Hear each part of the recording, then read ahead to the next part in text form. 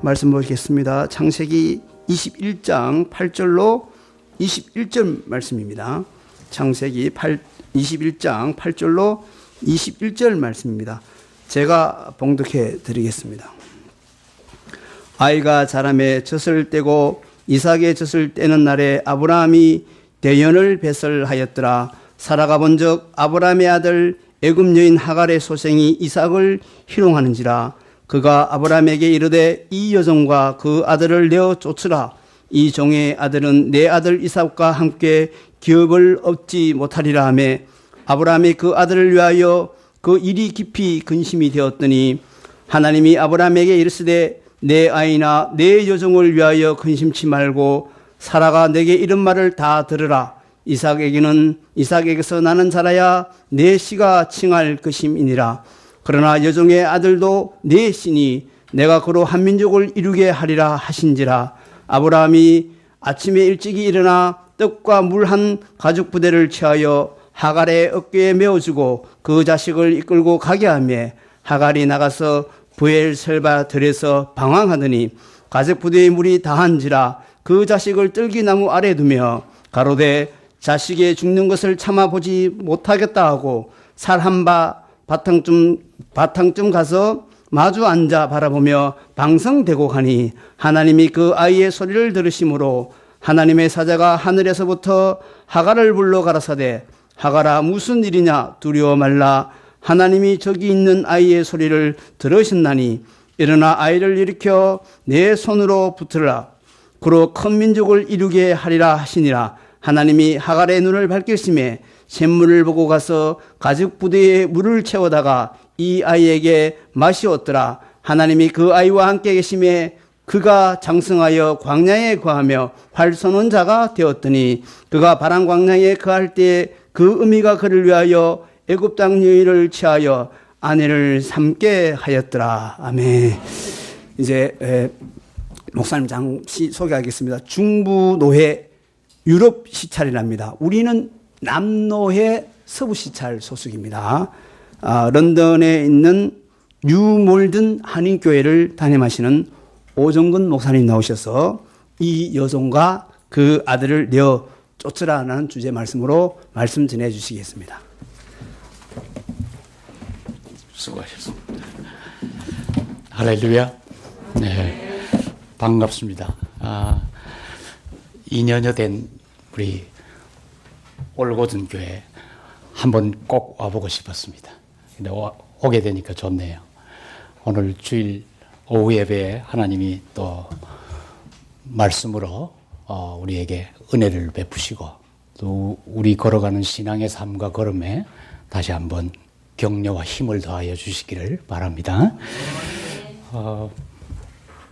신 목사님과 저의 관계를 여러분 모르실 텐데 제가 신 목사님을 런던에서 20수년 전에 만났습니다. 저희 교회에 오셨었습니다. 영국에 공부하러 오셨다가 그 인연으로 지금까지 지금은 신 목사님이 목사요 신학 박사이기 때문에 동역자가 되었고 또 뭐 형제같이 가족같이 지금까지 지내왔는데 지난 과정이 어찌했든지 지금 현재 올고전 교회의 성도님들과 함께 하나님을 섬기고 있게 된 것을 감사하게 생각하면서 여러분의 교회, 여러분의 신앙 현장에 공동체 속에 한번 와보고 싶었는데 기회를 주셔서 감사하게 생각합니다.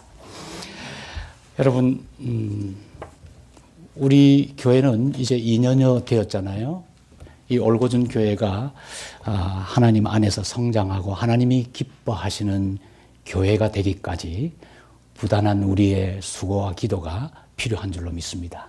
동시에 하나님은 우리를 하나님이 기뻐하시는 지경까지 하나님이 만족해 하시는 수준까지 개인이나 교회나 어떤 공동체를 늘 훈련시키시고 키워가시는 줄 믿기를 바랍니다. 아이가 밥을 하루 한 끼, 두 끼, 세 끼 먹으면서 그냥 매일 놀며 그냥 지내는 것 같지만 그 가운데 하나님은 그 아이를 성장시키는 것을 우리가 보실 수 있잖아요.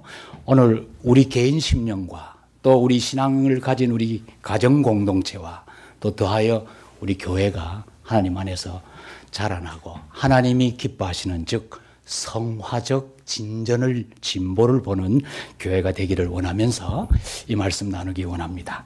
그런 예를 생각할 때에 아브라함은 우리에게 신앙의 어떤 전형이라고 할 수 있어요. 신앙의 조상이라고 일컬어지는 이 아브라함의 생애 중에 한 사건을 살펴보면서 우리는 다시 한번 하나님의 뜻을 속히 깨닫는 지혜와 그리고 그 하나님의 뜻을 아는 대로 우리 신앙과 삶에 적용시키는 즉각적인 은혜가 있기를 바랍니다. 아브라함은 75세에 부름받고 갈대아 땅 우르라고 하는 동네, 우르라고 하는 지역을 떠나 하나님이 부르신 곳을 갈 바를 알지 못한 채 떠났던 사람입니다. 그는 75세에 부름받고 그리고 성경에 보니까 그의 전 생애가 175세에 마감을 했으니까 따지고 보면 오늘 우리식으로 말하면 예수 믿고 100년 된 사람입니다. 그렇죠? 그 100년의 아브라함 신앙생활 전 과정을 살펴보면 오늘 현재 우리에게 내가 얼마나 살았든지 혹은 신앙생활을 했든지 그 현재 우리 나이, 현재 우리 수명과 비췄을 때 내 신앙은 아브라함 생애에 어디쯤 되겠다라고 가늠을 해볼 수 있는 생각과 함께 성경을 읽으면 또 재미가 있고 의미도 있을 것입니다. 아브라함은 아는 대로 86세에 이스마엘을 낳고 99세에 이삭을 낳고 다시 말하면 100세에 이삭을 낳고 그리고 175세에 인생을 지상생활을 마감한 사람입니다. 그런데 이 아브라함을 하나님이 아브라함 되게 하시는 데는 40년 이상의 하나님의 간섭과 하나님의 가르치심과 하나님의 인도하심이 있은 줄 우리는 성경을 통해서 알게 됩니다. 이 아브라함 생애를 이삭을 모리아 산에서 하나님 앞에 바쳐 드릴 때 그 하나님이 내가 너를 확실히 알았다. 네가 네 아들 독자라도 내게 아끼지 아니하였은즉 하시면서 아브라함의 하나님을 향한 완전한 믿음, 철저한 믿음, 완전한 헌신을 인정해 주시면서 하나님께서 그를 오늘 후대에 모든 영적인 신앙의 조상으로 믿음의 아버지로 삼게 해 주셨습니다. 오늘 우리가 생각할 부분은 이런 아브라함도 그의 생애, 그의 신앙생활 여정 가운데서는 부족이나 실수나 하나님 앞에 불신앙적인 요소를 보였다는 거예요. 최종적인 아브라함은 우리의 모범자요. 또 우리가 신앙의 조상으로 마음 가운데 섬기고 쫓아가는, 따라가는 모델이기도 하지만 그러나 그도 인생이고 그도 이 땅에서 성정을 가지고 살아가는 한 인간이었기 때문에 하나님이 그를 부르시고 하나님이 그를 어떻게 키워가셨는가의 과정 속에서 반대로 우리 쪽에서는 그의 연약과 부족을 범으로 인해서 우리는 무엇을 가리고 무엇을 하나님이 더 기뻐하시는가를 살펴볼 수 있는 기회를 얻게 된 것입니다. 어쨌든 성경 본문으로 돌아가서 오늘 성경은 이렇게 우리에게 얘기해 줍니다. 이스마엘과 이스마엘의 어미 된 하갈을 내어 쫓으라고 하는 사라, 아브라함의 부인 대신 사라의 요청이, 강력한 요청이 성경 가운데 나타납니다. 이 부부간의 문제죠. 아내 사라가 그렇게 말할 때에 남편 된 아브라함은 아무 걱정이나 고민이나 염려가 없었을까요? 저는 대단한 집안 싸움거리라고 생각을 합니다. 가정불화도 이런 가정불화가 없습니다. 아비 된 아브라함의 입장에서는 상당히 고통스럽고 곤혹스러운 고뇌의 문제가 여기 있습니다. 이것을 아시는 하나님께서 아브라함께 말씀하시기를 네 아내 사라의 말대로 하라고 그 여종과 아들을 내어 쫓으라고 성경 가운데서 말씀해 주고 계십니다. 근데 이제 우리가 생각해 볼 때 이 이스마엘이 어떻게 아브라함의 가정에 있게 된 건가를 살펴보게 되면 우리는 그 문제를 역으로 추적해서 올라가 원인을 확인해 볼 수 있습니다. 그것을 살펴보려면 성경을 좀 봐야 하는데 시간을 절약하기 위해서 저희가 조금 빠르게 가겠습니다. 이 첩된 하갈과 그의 소생인 아들 이스마엘을 쫓아내라고 하시는 하나님의 말씀은 그저 단순히 사례를 편들어서 해주시는 하나님의 편파적인 혹은 아브라함을 괴롭게 하시고자 하는 하나님의 단순한 말씀이셨는가? 그것은 아니죠. 그래서 오늘 우리가 살펴볼 이유가 있습니다. 왜 쫓아내야 하는가? 왜 이 하갈과 이스마엘을 쫓아내야 하는가?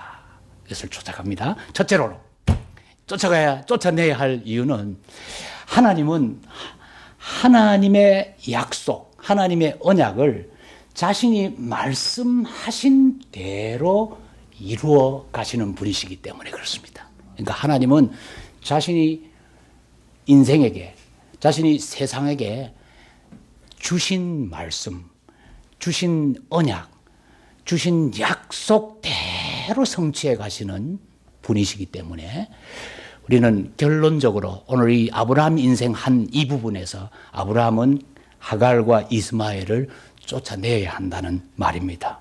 왜 그럴까? 조금 살펴보면 이제 답이 나오겠죠. 1절과 2절을 한번 우리 같이 크게 읽어보십시다. 시작. 그 말씀대로 사라를 번구하셨고 여호와께서 그 말씀대로 사라에게 행하셨으므로 사라가 잉태하고 하나님의 말씀하신 기한에 미쳐 늙은 아브라함에게 아들을 낳으니. 여러분, 이삭이 태어나게 된 과정을 성경이 설명해 주는 표현입니다. 거기에 잊어버리지 않고 눈여겨보아야 할 것은 여호와께서 뭐라고요? 말씀하신 대로, 그 말씀하신 대로. 그 두 번 1절과 2절에 나옵니다. 그럼 그 말씀하신 대로라고 하는 것은 전에 이 말씀을 하셨다는 말입니다. 이 말씀을 언제 하셨어요? 99세에 명년 이맘때에 네 아내 사라에게 자식이 있을 것이다 말씀하셨습니다. 더 올라가면 하나님께서 아브라함에게 어느 날 나타나셔서 이 땅, 내가 너를 불렀는데 이 땅을 너와 네 자손에게 영원히 주리라 말씀하셨습니다. 근데 그때는 아내도 늙었고 아브라함도 나이가 꽤 되었어요. 그런데 자식 없는 가정으로 오래 지나왔습니다. 갈대아 우르는 물론이고 떠나온 이후부터 그저 종들은 있었고 자기의 주변에 사람들은 있었고 조카 롯도 동행했던 가나안 생활이었지만 여기에서 하나님께서 네 자신뿐만 아니라 너의 후손, 자손들에게 이 땅을 주리라 말씀하셨어요. 그 말 뜻을 그때 100% 알아들었는지 모르지만 아브라함은 하나님의 말씀을 일단 접수하고 받았어요. 저기 읽었던 21장 1, 2절처럼 하나님은 말씀하시는 하나님, 그리고 그 말씀하신 것을 꼭 그대로 이루시는 하나님이신 줄 믿기를 바랍니다. 그 이루실 수 있는, 말씀대로 이루실 수 있는 능력이 또한 하나님 자신의 것이기 때문에 하나님의 약속은 그 어느 피조물도 그 어느 것도 변개치 못하고 하나님의 뜻대로 되는 줄 믿습니다. 그러므로 이 이스마엘과 하갈을 아브라함의 집에서 쫓아내야 됩니다. 그러면 그것이 하나님 말씀과 무슨 상관이 있냐? 이미 마음에 판단이 드시고 눈치가 생기신 분도 계실 거예요. 그런데 이스마엘이 어떻게 해서 생겼죠? 이스마엘은 아브라함에게 나타난, 자기 남편과 자기 가정에 나타난 하나님께서 말씀하시는 것을 그 아내 사라도, 사례일 때도 들었고 사라였을 때도 들었는데 사라는 그 하나님의 사자가 나타나서 그 말씀을 해 주실 때 너희 집에 너의 후손들이 생긴다. 더 우리가 잘 아는 표현대로 하면 하늘의 별과 같이 바다의 모래같이 후손들이 생긴다. 그리고 네 몸에서 난 자라야 아브라함의 후손이라 일컬음을 받을 것이다. 이런 말들이 들어서 생각은 나는 거예요. 그 말씀을 마음속에서는 기억하고 붙들고는 있는 거예요. 그런데 그것이 어떤 방법, 어떻게 나타날 것인가에 대한 이해와 믿음은 아직 이르지 못했던 사라였습니다. 또 따지고 보면 아브라함도 그러하였습니다. 그런데 85세쯤, 그러니까 75세의 가나안 땅으로 부름을 받고 가나안 생활, 신앙생활 시작한 지 10년쯤 되었을 때 하나님이 아브라함에게 한 가지 일을 허용하셨습니다. 그 일이 뭐냐 하면 그 아내 사라로 하여금 이런 말을 하게 합니다. 여보, 여호와께서 전에 이렇게 하셨던 말씀 기억나세요? 그 말씀대로라면 우리 집에 자식이 생겨야 되는데 내가 늙었잖아요. 내가 여자로서의 기능이 다 떨어졌잖아요. 그러니 하나님 말씀은 믿을 수밖에 없는데 하나님께서 주실 것은 확실하다면 나는 못하는데, 나는 안 되는데, 그러나 내 몸종, 내 여종, 시녀 하갈은 젊고 건강하고 아름답습니다. 그러니 당신이 내 여종 하갈에게 들어가세요. 혹 그러면 여호와께서 우리에게 자녀를, 아들을 주실지 혹 누가 안다오. 이 말을 했어요. 꽤 괜찮은 여자 아닙니까? 그죠? 집안에 자식이 없는데 그 당시를 무슨 의학이 발달해서 뭐 여자가 문제인지 남자가 문제인지 모르잖아요. 그런데 자기가 늙었고 현재는 육체적으로 자녀를 낳을 수 없는 상태인 것을 그녀는 고백하면서 남편에게 그리고 가정에 자녀 얻는 기쁨을 그리고 하나님이 미리 말씀하셨던 그 말씀을 어쨌든 기억하고 붙들고 있었기 때문에 이런 제안을 남편에게 하게 됩니다. 그래서 그 남편이 아브라함이 성경의 표현을 보니까 사라의 말을 들으니라. 사라의 말을 들으니라. 들었다는 말은 단순히 귀로 들었다는 말이 아닙니다. 저 아이가 말을 잘 알아듣는다 하는 말은 귀가 청각이 좋아서 잘 알아듣는다 말과 어떤 것은 그 의미를 알고 말하는 목적을 알아 그대로 잘 행하는 것을 말 잘 듣는다. 그렇게 말하지 않습니까? 사라가 하는 말을 아브라함이 그대로 받아들였습니다. 그래서 하갈에게 들어가서 그 이듬해 자식을 낳았는데 아브라함 86세에 이스마엘을 낳았습니다. 그게 지금 쫓아내야 할 대상 이스마엘입니다. 쫓아내야 할 대상 하갈입니다. 자, 되짚어 보면 먼저 말씀드렸습니다. 하나님은 하나님의 말씀대로 이루시며 말씀대로 응답하시며 말씀대로 자기 일을 행하시는 분이다 라고 우리 하나님을 우리가 확신한다면 벌써 무엇이 잘못이고 무엇이 오류인지 깨닫게 되잖아요.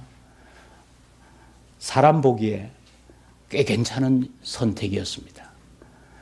사라의 너그러운 마음과 남편 위하는 마음과 가정과 가문을 생각하는 넉넉한 가슴이 자기 여종 하갈을 남편에게 주어 자녀를 보게 하는, 동시에 그것은 하나님께서 우리 가정에 자녀를 주신다라고 하셨기 때문에 그 하나님의 말씀을 믿고 붙드는 방향으로도 일치하는 것 같습니다. 그러니까 꽤 괜찮은, 이것을 종합해서 정리해드리면 인간적으로 꽤 괜찮은 결정입니다.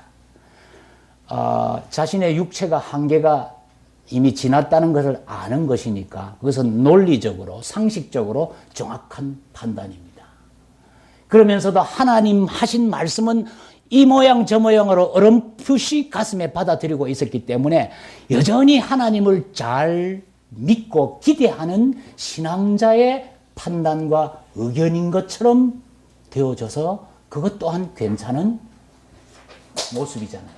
우리가 여기서 꼭 깨달아야 될 것은 내가 보기에 혹은 사람이 보기에 좋은 것도 하나님이 말씀하신 것, 약속하신 것, 성경에 기록되어 있는 것 아니면 별 유익이 없다는 겁니다.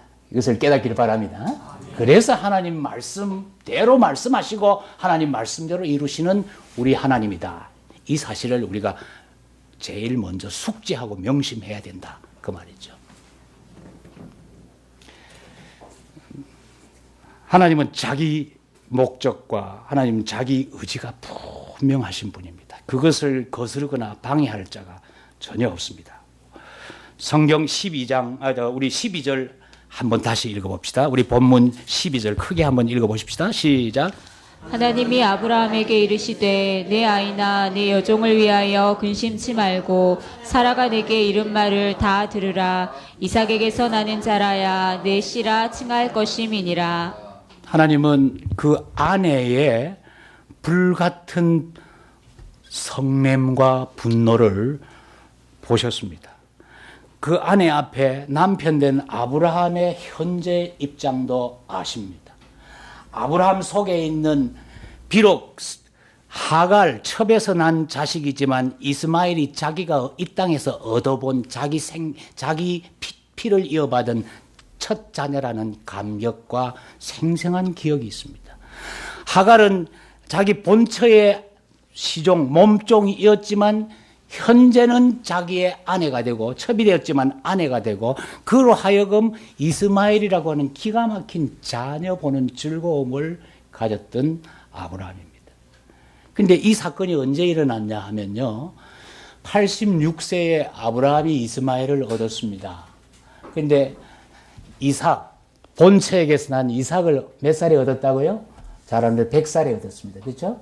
100살에 얻었는데 그 100살에 얻은 아들 이삭이 자라서 젖을 때는 사람들이 우리 돌잔치 하듯이 큰 잔치를 베푸고 함께 즐거워하며 기뻐했습니다. 근데 문제는 이 근동에서 아이가 젖될 때라고 하는 것은 우리가 말하는 1살, 2살 그때를 말하는 것이 아닙니다.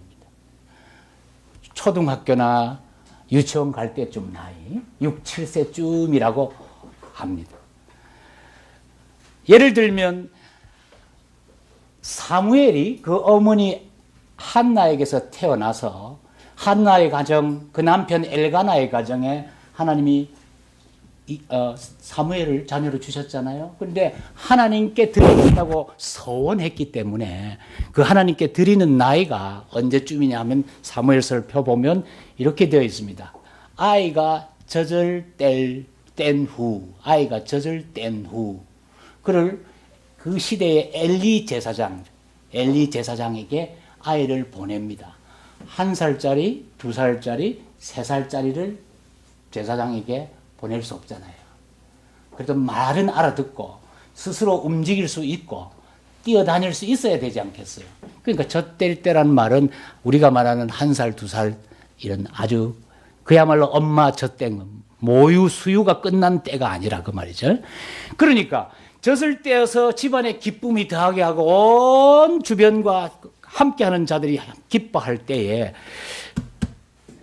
이 아이가 태어났을 때 86세였던 아브라함, 즉 이스마엘이 태어났을 때 86세였다면 이삭이 태어날 때 이스마엘은 몇 세였을까요? 14살이죠. 그렇죠? 14살. 이스마엘은 컸어요. 요즘 말하면 티네이저입니다. 그러고 나서 6년이나 7년이 더 흘러서 지금 잔치가 벌어졌어요. 그러면 6년 흘렀다 해도 이스마엘은 몇 살입니까? 20살이에요. 군대 갈 나이예요. 그 군대 갈 나이가 6살, 7살쯤 된 자기 동생이죠. 동생인 이삭을 여러분이 가지신 개역 성경에는 희롱하였더라. 그렇게 되어 있었죠. 그렇죠? 희롱하였다. 그 표현이 저는 훨씬 더 마음에 듭니다. 그런데 이 개역 개정 성경에 보니까 저는 한국에 와서 이 개역 개정 성경을 많이 쓰길래 그걸 빌려왔는데 개역 개정 성경에서는 놀리더라 이렇게 되어 있습니다. 희롱이라는 게 더 어감상 훨씬 더 적나라하고 직접적인 표현이라고 생각을 합니다.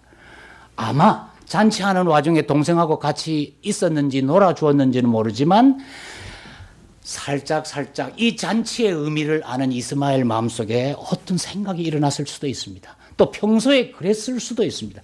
그런데 살아가 보니까 그 20살 된 이스마엘이 자기가 낳은 친자식 이삭을 나 사람들은 안 볼 때 꽉 쥐어박는 거예요. 뭐 심부름 시키고 안 들으면 발로 차는 거예요. 이렇게 이 아이를 괴롭히는 모습을 봤을 때 사라의 마음속에 커다란 분노가 일어났어요. 흔히 사람들이 하는 말대로 표현하면 뚜껑이 어떻게 됐다고? 뚜껑이 열렸어요. 그래서 그가 할 수 있는 최선의 것은 바로 남편에게 즉방 달려와서 이 여종과 그 아들을 당장 내어 쫓아라. 이것이 사라의 요구였습니다. 이 상황을 맞은 아브라함은 자연적 고민에 빠지게 될 수밖에 없죠. 요즘 같으면 아마 구청 상담소를 찾았거나 가정문제연구소를 찾아가지고 가정문제를 고민하며 얘기 충분히 했을 것입니다. 제가 지난주에 한국상담개발원이라는 곳을 갔고 그곳에 있는 교회에서 상담 박사가 6명 있더라고요. 그런데 그 중에 원장이 제 동료이기 때문에 처음으로 20몇 년 만에 처음으로 저는 거기에 찾아가서 예배를 드리고 설교를 하게 됐는데 그랬어요. 아브라함이 그때 이거 있었으면 이 상담 개발원이 있었으면 여기 와서 상담했을 거라고. 가정 문제예요. 부부 문제예요. 인간적인 아주 고뇌에 빠진 아브라함의 고민의 문제예요. 이 고민을 아시는 하나님께서 오늘 우리가 읽은 본문처럼 네 아내 사라의 말대로 하려니와 이스마엘은 내가 책임지겠다.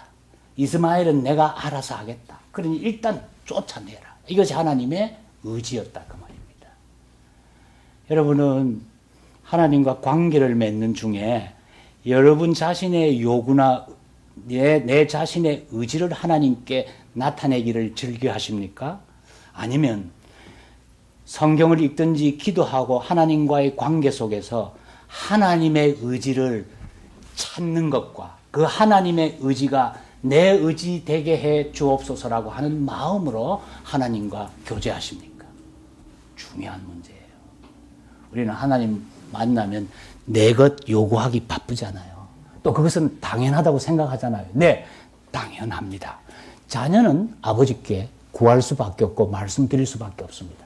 그러나 아버지의 뜻을 헤아리지 않고 아버지의 뜻을 무시하거나 우선시하지 않는 자녀의 요구는 일방적이고 어찌 보면 무례하고 아직도 아버지를 이해하고 생각하는 사랑이 적은 상태의 요구라는 걸 깨닫길 바랍니다. 인정합니까? 인정해야 됩니다. 인정해야 됩니다. 그래서 오늘 우리는 하나님의 의지를 보고 있어요. 네 아내 사라의 말대로 저들을 쫓아내라. 네 아내 사라의 말대로 하려니와, 이 말은 하나님이 사라의 편들어 주는 것 같지만 실제는 편들어 주는 게 아닙니다. 사라가 선택한, 사라가 자기의 마음속에 너그러움을 베풀고 너그러움을 나타내 여종을 아브라함에게 주고 거기에서 나타났을 때, 이스마엘이 태어났을 때 얼마나 큰 가정의 변화가 왔습니까? 그렇게 좋아 보이고 잘 되는 것 같고 더 풍성한 결과인 것 같지만 하나님의 뜻과는 거리가 전혀 멀리 있었다는 거예요. 이걸 이해하셔야 됩니다. 그래서 하나님은 자신의 말씀대로, 자신의 의지대로 말씀하시고 자신이 말씀하신 약속, 언약대로 이루어 가시는 분이시다. 이것을 우리가 꼭 붙잡아야 되겠다. 이 말입니다. 그것이 쫓아내라는 말입니다.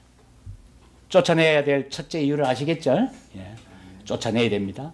그러면 쫓아내야 될 기준이 생긴 거예요. 이거 하나님 뜻이냐? 하나님이 기뻐하시는 것이냐? 하나님께 영광이 되는 것이냐? 이거 생각하고 쫓아내고 판단하면 되는 거죠.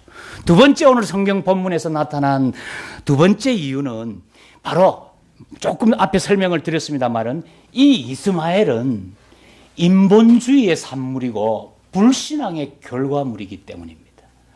불신앙이라고까지 말하지 않는다면 불완전한 신앙의 결과물이기 때문에 그렇습니다. 말씀드렸죠? 16장 2절 끝에 원인이 있습니다. 한번 창세기 16장으로 한번 가볼까요? 시작. 16장 2절 시작. 사례가 아브라함에게 이르되 여호와께서 내 출산을 허락하지 아니하셨으니 원하건대 내 여종에게 들어가라. 내가 혹 그로 말미암아 자녀를 얻을까 하노라. 혹 저 젊고 아름답고 건강한 하갈로 인해서 하나님이 자식 줄 알아요, 여보? 그러니 들어가세요. 거기가 원인입니다. 굉장히 아량이 있고 마음이 넉넉한, 가슴이 넓은 사라의 모습이잖아요. 첩이 일상적으로 통하던 일부 다처제가 말하자면 세상 가운데는 흔한 일로 되어 있던 그 시대에 그래도 여자인 아내인 사라가 그 남편에게 자기보다 젊고 튼튼한 건강한 하갈을 남편에게 줄 때의 마음은 또 여자는 또 여자니까 또 그런 느낌이 있을 것 같아요. 그런데 남편에게 주었어요. 일념은 하나님의 말씀이 생각났고 또 하나의 일념은 자식이 보고 싶은 거예요. 이 집안에 애기 우는 소리, 애기 웃는 소리가 마음속에 정말 원하는 소원이었을 것이에요. 그렇게 해서 이스마엘이 태어났습니다.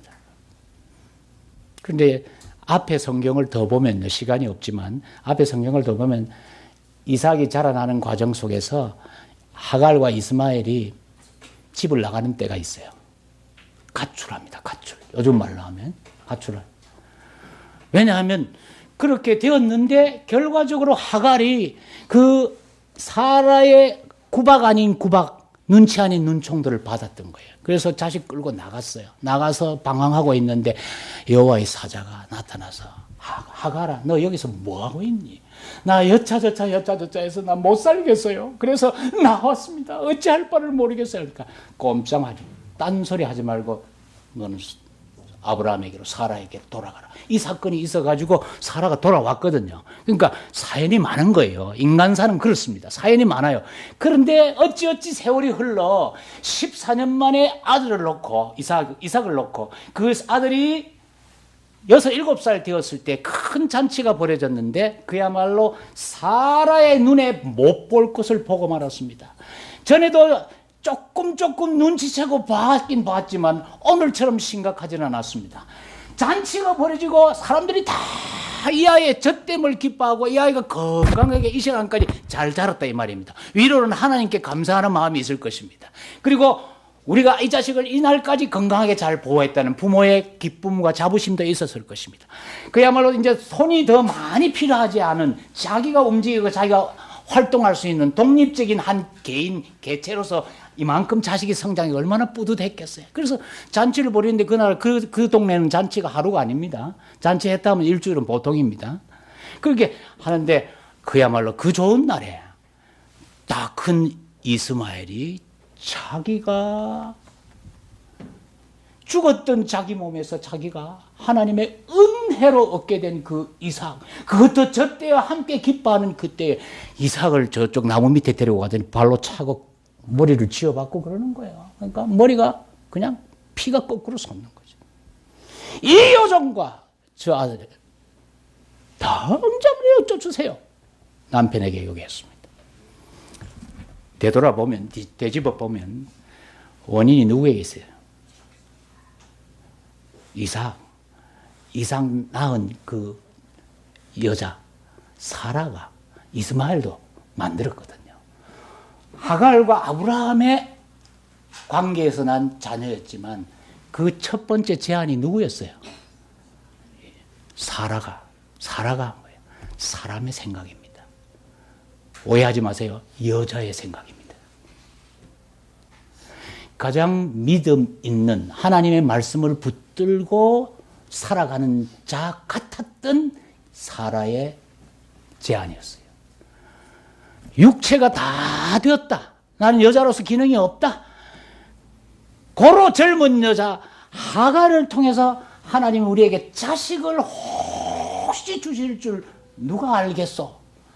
긍정이냐 부정이냐 저도 잘 모르겠어요. 그런데 기대는 있었던 것 같아요. 그러니까 남편에게 하갈을 취하라고 말했습니다. 굉장히 인도적입니다. 굉장히 가족과 가문을 생각하는 생각입니다. 말씀드렸죠? 의학적으로도 자기를 잘 분석한 결론입니다. 자기는 여자로서 기능이 다 떨어져 아기 못 낳는다 그 말입니다.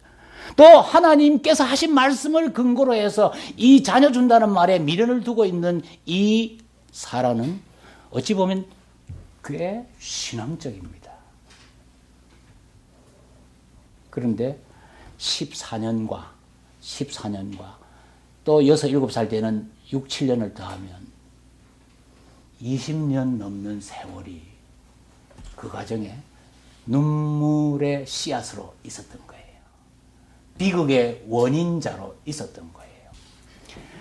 우리가 조금만 되돌아가서 보십시다.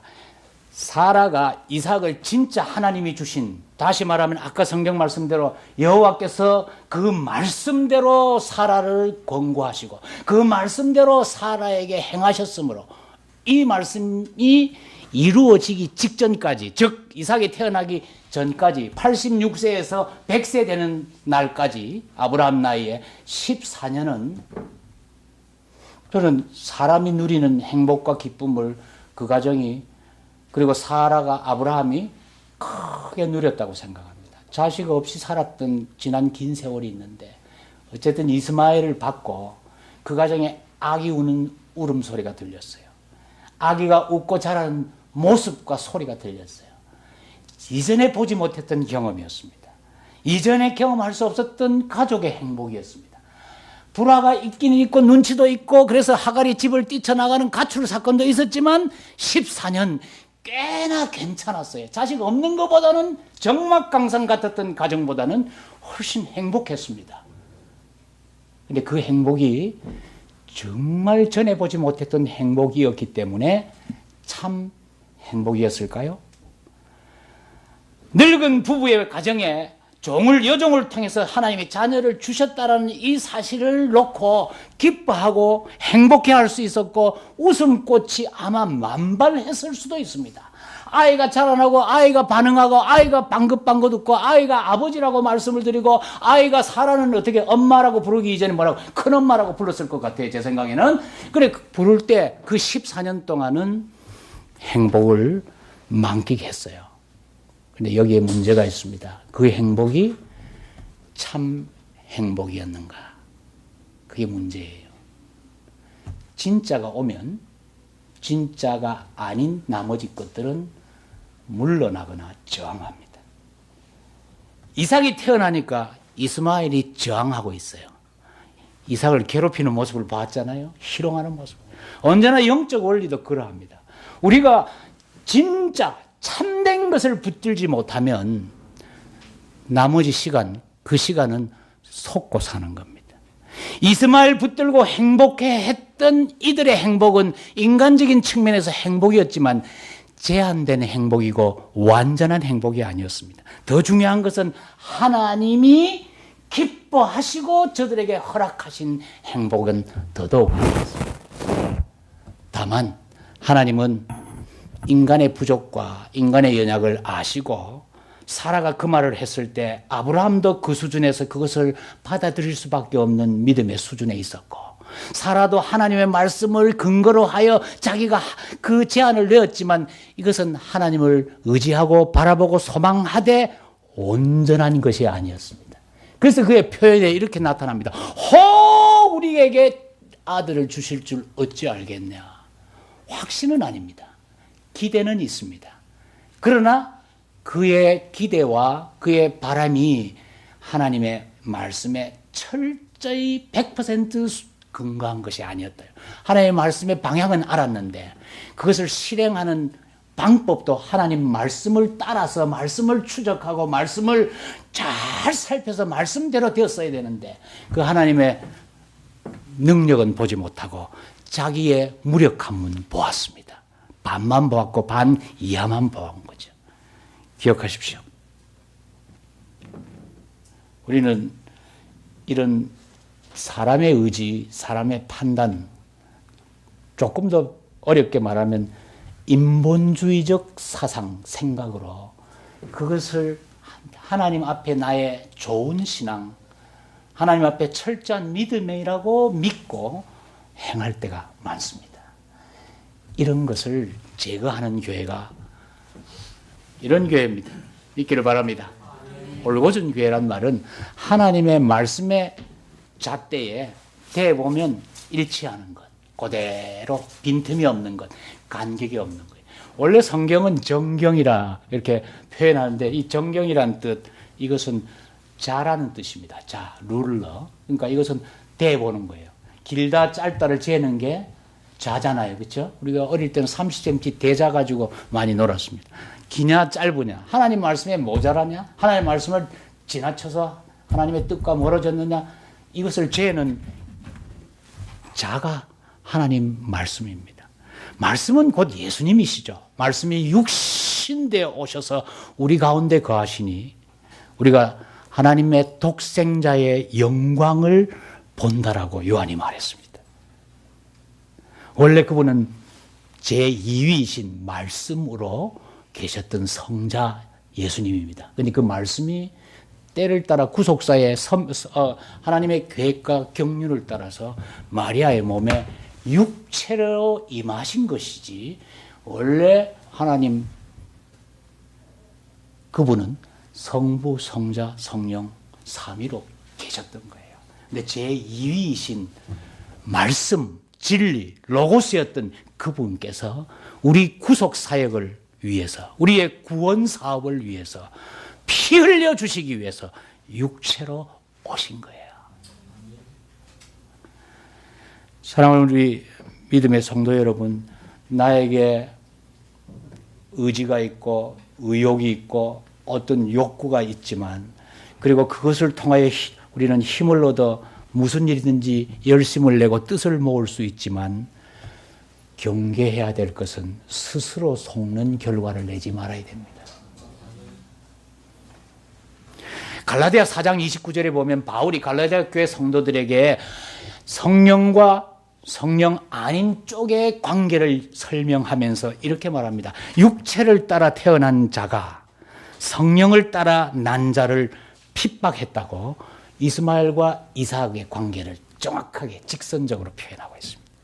그러니까 뒤집어서 말하면 이스마엘은 육체를 따라 난 자예요. 사람의 생각에, 사람의 욕심에, 사람의 의지의 결과물입니다. 물론 그것은 창조주 하나님이 그것도 허락하셔야 되는 일이지만, 이스마엘이 난 것은 하나님이 허용해 주신 것이지 하나님의 기쁘신 뜻 가운데서 허락된 것은 아니에요. 그래서 여러분, 주의 일을 하다가, 교회 일을 하다가, 봉사를 하다가, 또 하나님 앞에 내가 뜻을 세우고 살아가다가 하나님이 허용하시는 건가, 기쁘시게 내게 허락하시는가를 구별하는 영적인 감각이 있으시길 바랍니다. 허용은요, 하나님이 사사시대를 끝내고 싶어 하지 않으셨어요. 사사들이 이스라엘 백성을, 출애굽한 이스라엘 백성을 다스리고, 하나님은 사사에게 말씀하시고 사사가 그 하나님의 말씀을 받아 백성들에게 전하여 하나님이 친히 다스리는 자기 백성 되기를 원하셨어요. 그런데 백성들이 가나안 땅에 보니까 가나안 7족속이 있습니다. 가나안 5족속이 있습니다. 히족속, 헷족속, 또 우리가 흔히 잘 아는 뭐예요? 강한 족속 있죠. 블레셋 족속 등등 7족속들을 이렇게 가나안 땅에 와서 살아가면서 보니까 거기는 킹이란 게 있어요. 킹. 최고. 그가 뭐 뜻을 하면 모두가 따르고 움직이는데 굉장히 매력적이었고 일사불란하고 효율적인 것 같았어요. 그래서 백성들이 사무엘에 있음에도 불구하고 우리에게 왕을 달라고 얘기했습니다. 결국 하나님이 이스라엘 백성에게 왕을 주셨어요. 그가 사울 왕입니다. 그런데 하나님이 기뻐하시며 하나님이 유쾌하시며 그 하나님이 백성들의 뜻을 흔쾌히 받으시며 주신 제도가 아닙니다. 사무엘이 죽었을 때 성경은 사무엘이 죽음에 사람들이 각각 자기 소견에 옳은 대로 행하였더라. 그래서 하나님은 사무엘을 통해서 자기 백성 다스리시고 자기 백성을 이끄시기를 원하셨습니다. 그런데 사무엘, 영적으로 하나님 앞에 중보자적인 역할을 상징하는 사무엘이 있었습니다. 전에 사사들이 그래 했습니다. 근데 사무엘은 마지막 선지자이자 또한 동시에 사사로서 그의 생애를 마감하고 역시 인생이라 죽습니다. 근데 성경의 표현은 사무엘이 죽음입니다. 그럼 사무엘이 죽으면 어땠단 말이에요? 근데 성경의 뒤에 무서운 표현이 나옵니다. 사람들이, 이스라엘 백성들이 자기 소견에 옳은 대로 행하였더라. 이 결과가 얼마나 치명적이고 큰 결과인가는 그 뒤에 성경들을 읽어보면 압니다. 자기가 옳은 거예요. 자기 생각이면 다한 거예요. 기준이 없었기 때문에. 하나님의 말씀이 임하고 하나님의 말씀의 통로가 되었던 사사나 혹은 선지자 사무엘이 없어지니까 그들에겐 영적으로 깜깜한 밤이 되었다고 말이에요. 그래서 자기 생각이 그래서 자기 소견에 옳은 대로 행하였더라. 그리고 이방 끝을 따라서 왕을 달라고 사울을 왕으로 세워줬습니다. 어찌 되었든 하나님이 허용하셔서 왕이 된 사울이라면 그것을 깨닫고 하나님 앞에 믿음 있는 왕, 충성스러운 왕, 거룩한 왕이었으면 얼마나 좋겠습니까? 사울은 다른 사람보다 머리통 하나가 더 있는 신체가 건장한 장대한 인물로 봤을 때는 괜찮은 사람이었죠. 최고였죠. 그런데 뜻하지 않게 시대의 흐름 속에서 하나님께서 허용해 주셔서 그냥 왕이 되었다면 좋은 왕, 충성스러운 왕 되었으면 얼마나 좋겠습니까? 이스라엘의 초대 왕이라고 하던 이 사울의 비극은, 그의 종말은 우리가 성경을 읽어 다 압니다. 그게 허용입니다. 이스라엘 백성이 원했을 때 하나님이 자기 뜻은 아니었지만 허락하실 수 있다 그 말입니다. 근데 이 허락이 쉽게 말하면 허용해 주신 것이지 하나님의 기쁘신 뜻 가운데 베푸시고 기쁨으로 허해 주신 것이 아니라는 거예요. 여러분의 신앙생활, 여러분의 교회생활, 여러분의 기도 생활 가운데 이런 요소는 혹시 없습니까?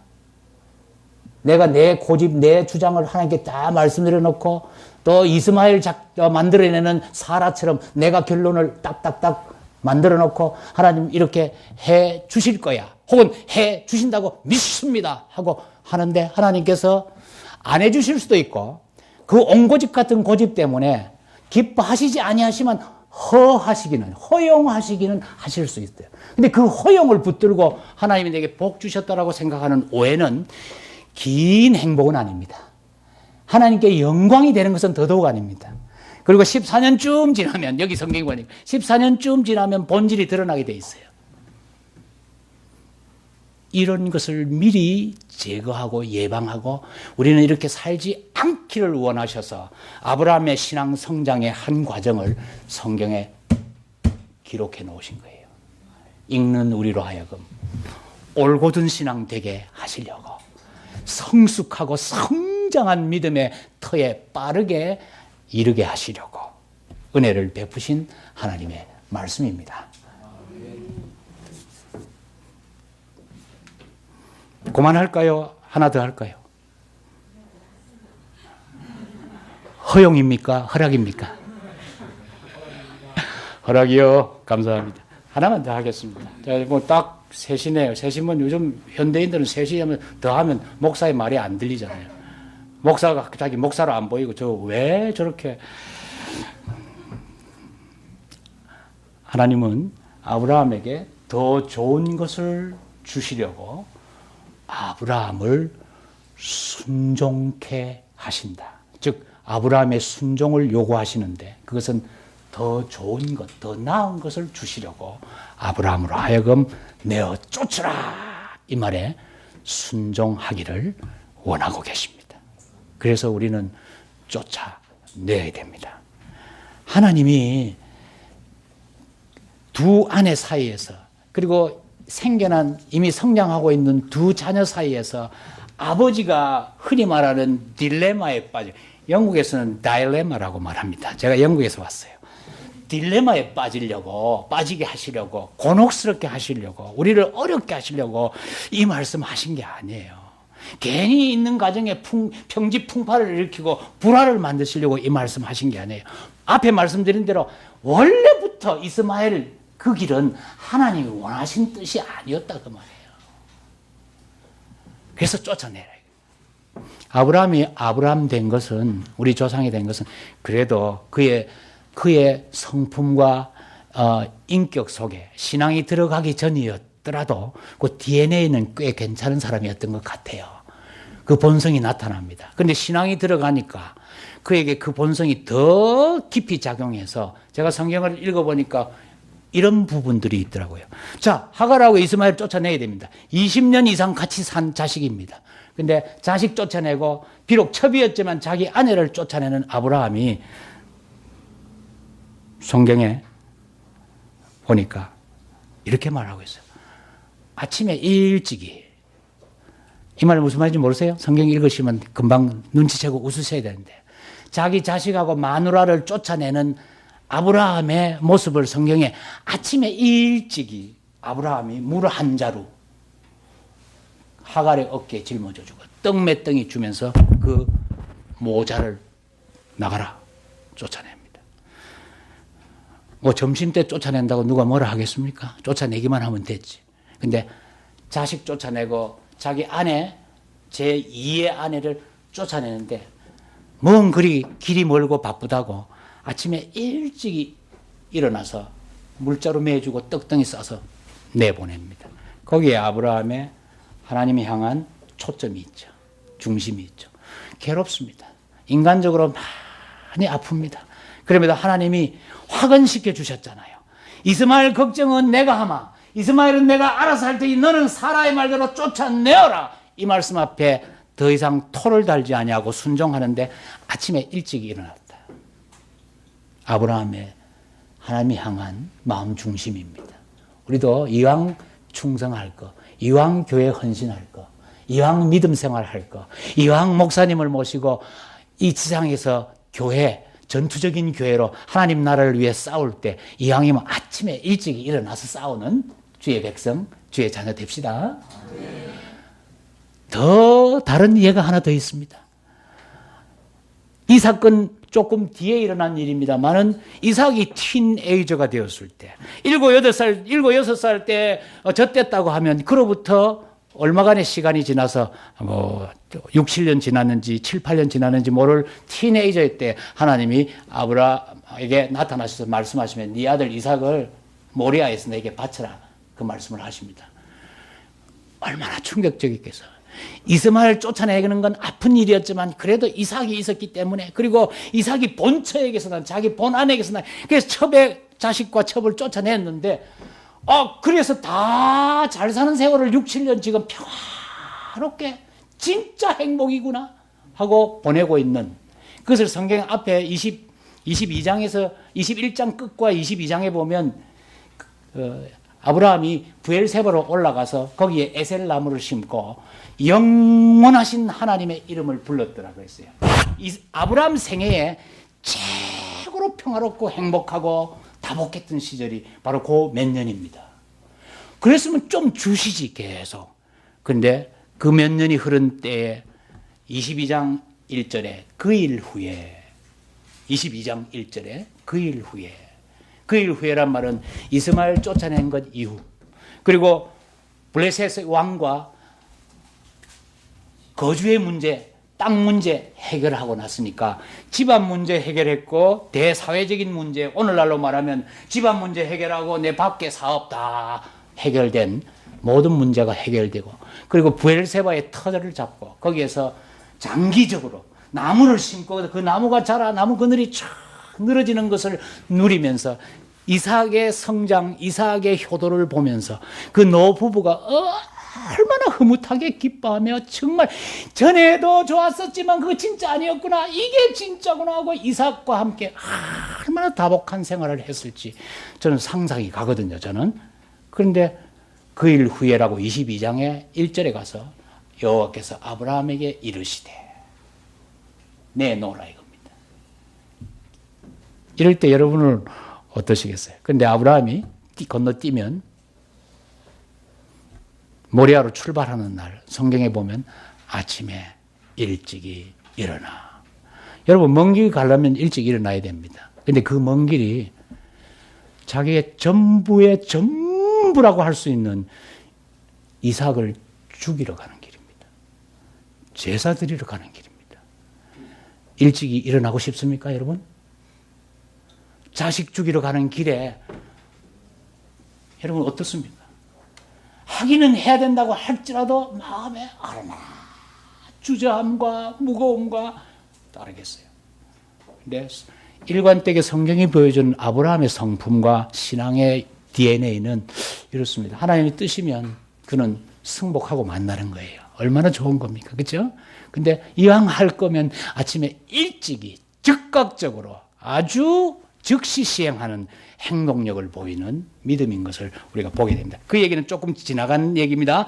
어쨌든 아브라함의 순종의 결과를 통하여 하나님은 더 좋은 것을 주시기를 원하셔서 순종할 내용을 우리에게 명령하십니다. 그것이 성경의 수많은 언약과 약속들과 계명들입니다. 그렇죠? 이렇게 하라와 하지 말라 두 가지가 있어요. 성경에는. 하라 하면 돼요. 하지 말라 안 하면 되는 거예요. 그렇게 하면 그 다음에 하나님이 하시는 말씀 그리하면 하라는 거 안 하고 하지 말라는 거 하고 요게 아니고 뒤집어서 하지 말라는 건 안 하고 하라는 거 하기만 하면 그리하면 내가 이 모든 것을 모여 더하시리라 하셨던 기도의 약속처럼 우리에게 은혜를 베푸시고 나 자신보다 나 자신을 더 잘하시고 나 자신보다 나 자신을 나를 더 사랑하시는 하나님의 베푸신 은혜가 우리에게 족한 줄로 믿습니다. 하나님을 못 믿으니까 내가 내 걱정하는 것이 더 우선이 되는 거예요. 내가 믿는 하나님이 나보다 더 똑똑하신 분이다. 나보다 더 능력이 있으신 분이다.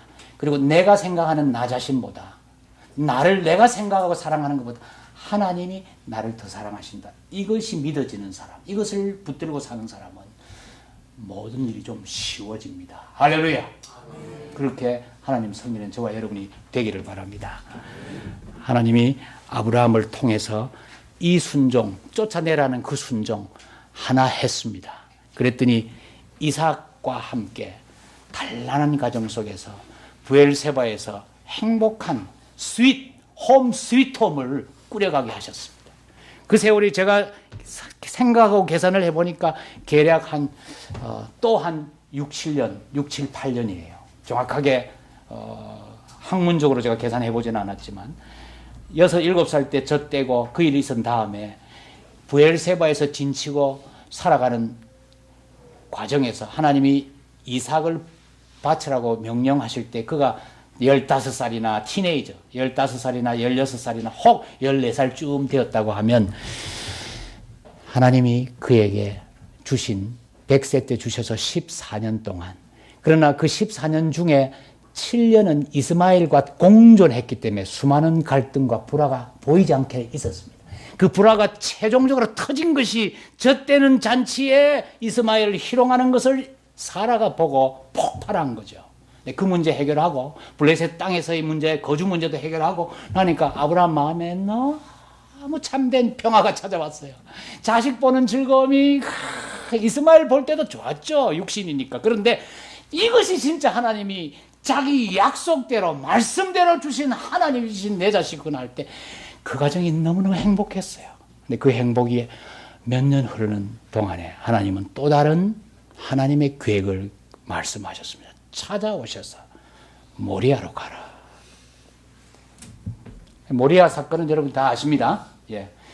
이 순종을 했을 때 하나님은 그들을 기쁨도 더 업그레이드 시키시고 신앙적으로 더 성숙하는 놀라운 은혜를 주셨습니다. 그래서 그는 브엘세바에서 영원하신 하나님의 여호와의 이름을 불렀더라. 이 말은 하나님께 감사하고 하나님과 깊이 교제하고 하나님이 보이시나 안 보이시나 하나님이 찾아오시나 안 찾아오시나 여전히 나타내셨던 그 말씀 붙들고 가족이 기뻐하며 살아가던 행복한 시간이었습니다. 근데 그 행복도 하나님의 완전한 테스트가 끝나기 전까지는 제한적입니다. 일정한 기한이 있어요. 근데 하나님이 모리아에서 이삭의 제물 드림을 마음에서 결단하고 하나님께 완전 헌신했던 이 아브라함의 믿음을 확인하시고 내가 너를 알겠다. 네 아들 네 독자라도 아끼지 아니하였은즉 내가 너로 네 자손과 함께 큰 민족을 이루게 하겠다 약속하셨습니다. 쫓아내면 순종하면 더 좋은 것 주시는 줄 믿길 바랍니다. 더 좋은 것이 기다리고 있기 때문에 하나님이 우리에게 명령하시고 말씀하십니다. 제가 하나 여러분이 쓱 지나갔을 수도 있을 얘기 하나만 말씀드리고 마치겠습니다. 아브라함은 175세에 죽었다고 그랬지 않습니까? 성경 뒤로 읽어보면 아브라함이 100세 때 얻은 아들이 40세, 이삭이 40세 되어서 장가를 갑니다. 그 아내가 누구죠? 종 엘리에셀을 통해서 특별하게 데려온 신부 리브가죠. 네, 40세에 며느리를 봤습니다. 40세에 결혼하여 부부가 된 이삭이 자녀를 놓는데 성경에 보니까 60세에 자녀를 보았다고 그랬어요. 그러면 이삭 60세면 아브라함 나이 몇 살입니까? 160이죠. 아브라함 몇 살에 세상을 떴다고요? 175세. 그러면 남는 게 뭐죠? 확인되는 게 15년 남죠? 아브라함은 이삭의 자식인 쌍둥이 에서와 야곱과 에서를 15년 동안 보면서 자식을 보는 기쁨과 함께 손자 둘, 쌍둥이 손자를 보는 기쁨을 15년을 누리고 자기 논의에 할 수 있는 것을 다 이루고 하나님이 주시는 진짜 어떤 의미에서 평안을 누리다가 175세의 생을 마감합니다. 근데 그의 치열했던 신앙 여정, 모리아까지가 부름받아서 75세에 부름받아가지고 100세면 몇 살이죠? 25년이죠? 근데 그 아들이 15년쯤 전후 되었을 때 모리아 체험을 하게 되니까 25년에다가 모리아 15년 나이 보태면 한 40년쯤 되죠. 그죠? 40년이나 40년 조금 넘는 시간 동안 하나님은 아브라함을 아브라함 되게끔 훈련하셨습니다. 그의 시행착오도 보시고 그의 연약함도 보시고 그의 믿음이 있는 태도도 보시고 계속 보아오시면서 아브라함을 우리 믿음의 조상 되게끔 하나님이 그를 키우시고 만드셨습니다. 하나님의 열심이 40년 동안 아브라함에게 쏟아졌습니다. 그 아브라함을 아브라함 되게 하신 이가 아브라함 자신이 잘나서가 아니라 하나님의 열심이요 은혜인 것을 발견하시길 바랍니다. 그럼 그 생활, 치열했던 신앙생활, 신앙을 검증받는 40년 혹은 40년 좀 넘는 시간이 있었다고 하면 아브라함이 이 시험을 통과하고 평안 중에 기쁨 중에 감사 중에 하나님과의 깊은 교제 중에 마지막 노년은 몇 년 보낸 줄 아십니까? 자식 키워서 손자 보고 175세 죽는 날까지 아까 이삭의 나이 15살쯤 되었다고 하면 115세 때 시험을 완전 통과했잖아요. 115세와 175세 사이에는 몇 년의 간격이 있어요? 60년. 그가 하나님 안에서 평안 중에 감사와 기쁨으로 누린 생애는 60년이 있습니다. 성경은 믿음을 통과했고 하나님의 모든 과정을 훈련을 통하여 그가 하나님의 시험 학교의 졸업장을 받기까지는 성경의 굉장한 사건으로 많이 다루었지만 아브라함의 115세 모리아 사건 이후에 아브라함이 죽을 때까지 사건을 성경은 많이 열거하지 않습니다. 이유는 통과했기 때문입니다. 그런데 그것이 분량으로 보면 시간으로 보면 60년입니다. 적으려면 더 많이 적어야 될 거 아니겠어요? 그런데 이삭 짝지어주는 일 그거 성경에 언급되어 있고 큰 사건이 없어요. 하나님은 하나님 앞에 인정을 받고 믿음을 보인 자, 헌신을 통하여 하나님 앞에 마음의 기쁨을 드리고 하나님을 충족해 한 자에게 사람이 눈치챌 수 없는 긴 시간 동안 하나님이 보이지 않는 방법으로 그를 위로하시고 복을 주시며 평안케 하시는 것을 볼 수 있습니다. 오늘 산수 공부 좀 했죠? 예? 산수 공부 좀 했죠? 60년, 그거 보통 아닙니다. 60년 긴 시간 동안 이삭의 효도를 받으며 이삭의 성장해가는 인간적 모습을 보며 그 이삭이 리브가 이쁜 미인 아주 이뻤다고 그래요. 그 미녀 며느리를 보고 그리고 그 며느리 통하여 두 쌍둥이 손자를 보는 노년의 아브라함은 지극히 황홀한 노을 지는 서해 하늘처럼 아름답고 환하고 밝고 그러다가 마지막 서산이 다 노을과 함께 졌을 때 그는 하나님의 품에 안겼습니다. 이런 성도가 되고 싶지 않습니까? 이런 신앙이 되고 싶지 않습니까? 이런 교회 공동체가 되고 싶지 않습니까? 우리는 여전히 자라나고 있습니다. 아브라함 전 생애에 절반이 채 되지 못하는 때에 사건을 우리가 봅니다. 86년, 85년쯤 돼 그 아내 사라와 함께 만들었던 인간의 결점, 인간의 열매, 이스마엘 사건을 우리가 봅니다. 그 뒤에 6, 7년 흐른 후 그것을 만들었던 장본인이었던 사라의 분노가 폭발하는 것을 보게 됩니다.